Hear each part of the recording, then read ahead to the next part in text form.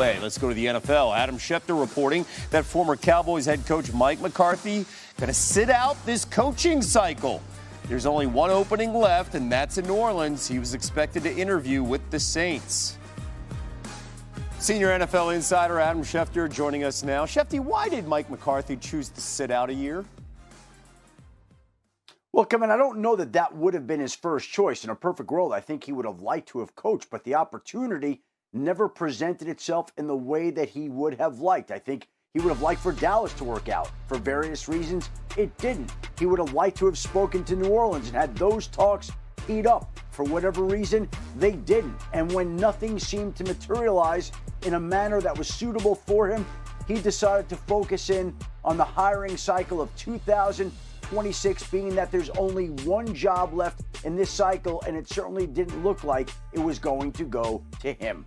5 seasons with the Cowboys, 49 wins, but just one playoff victory. So with McCarthy out of the conversation, where are the Saints in their head coaching search?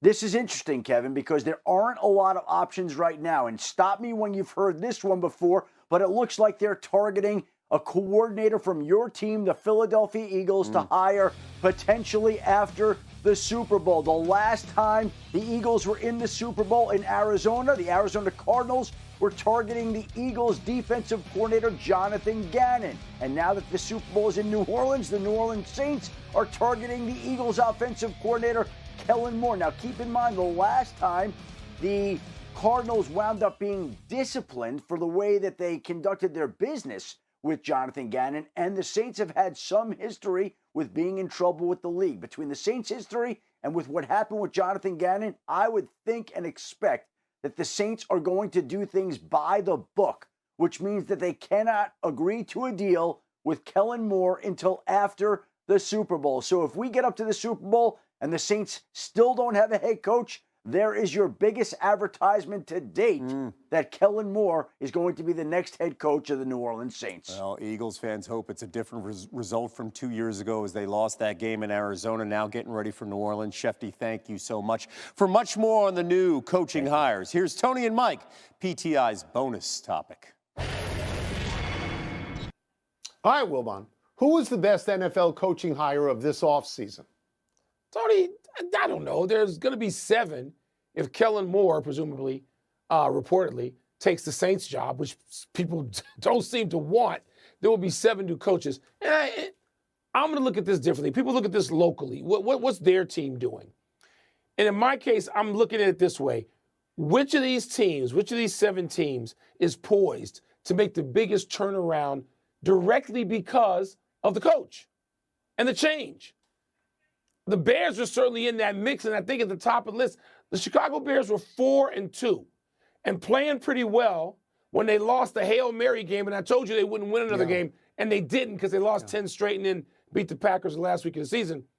But, Tony, the Bears have the ingredients, the necessities, as Al Campanis once said, to make that turnaround. The Bears' losses, a lot of them, maybe 4 in a row, were directly attributed to the head coach making just bonehead decisions, one after another. So you bring Ben Johnson in. Not only is he tinkering and dealing in a major way, not tinkering, really overhauling Caleb.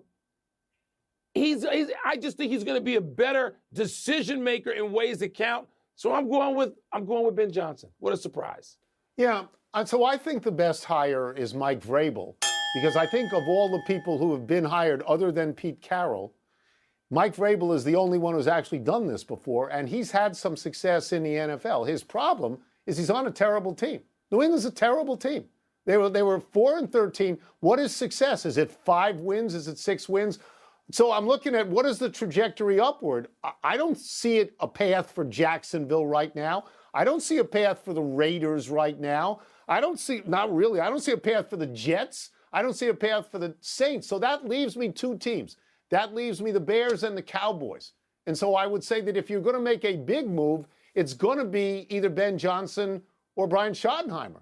And it's actually possible that Dallas has the stuff you need when they get the quarterback back. It's actually possible that it could be. I think it's Dallas or the Bears are going to result with the best hires. Well, but just to put a period on it with this, Tone. Remember, a year ago, 20 weeks ago, nobody had the Washington Commanders being a team with a coach that people did not want. That hire was not greeted with open arms. People forget. They want to act like Dan Quinn arrived to, trumpets. No, he wasn't. No. He wasn't hired to that. He wasn't greeted by that. And there are teams that in the NFL, more than any other sport, flop and go worst to first or first to worst sometimes. So I don't know. I don't know that we can. That's why I'm saying, I'm admitting up front, I don't know. Is there another Washington on the horizon for next season in the NFL? That's it. We're done. Back to you. You know them alphabetically, by the way. Thank you very much. All righty. QB carousel spinning in the NFL, Jets and Steelers specifically.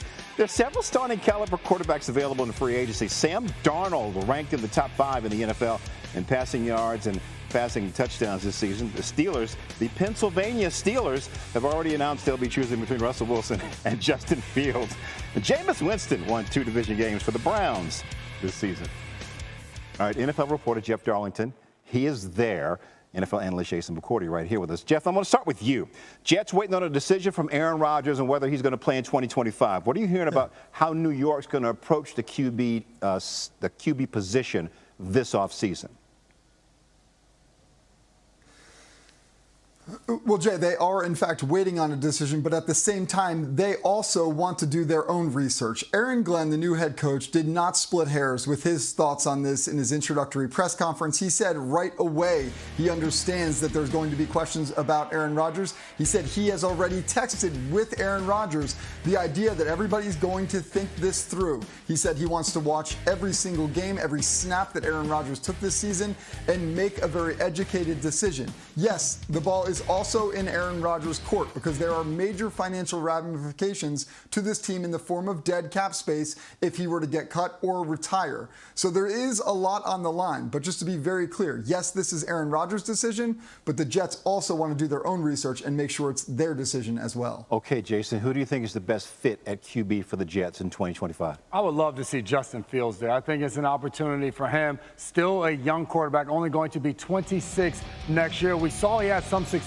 with the Pittsburgh Steelers, 4-2 as a starter, and then inserted Russell Wilson in that role. You get a guy like Fields with Tyrod Taylor as a backup quarterback, a veteran who has a similar skill set and has been around the block to teach him. Also, you pair him with Garrett Wilson, a college teammate, and give him the opportunity to go. A ton of potential. We continue to say that. Potential also means you haven't done anything yet. But for the New York Jets, it's an opportunity to swing big and get a guy like that. If it doesn't work out, you're in a boat and you're looking for a quarterback as well. All right, you mentioned Fields. Let's go to Pittsburgh, Jeff. Russell Wilson or Justin Fields, free agent. So what's the latest you're hearing about how the Steelers are going to approach that position this offseason? Man, Jay, I have a feeling we're going to be talking about both of these topics quite a bit in the coming month. Aaron Rodgers, the carousel